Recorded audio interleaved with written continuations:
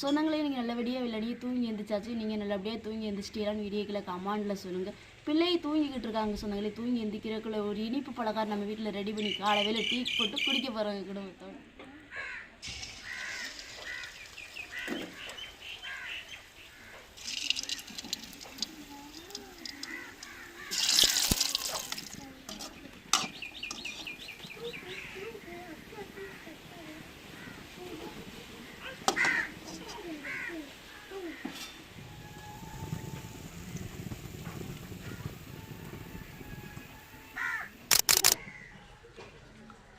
அவ்வளோ ஒரு அருமையாக இருக்குது சொந்தங்களே.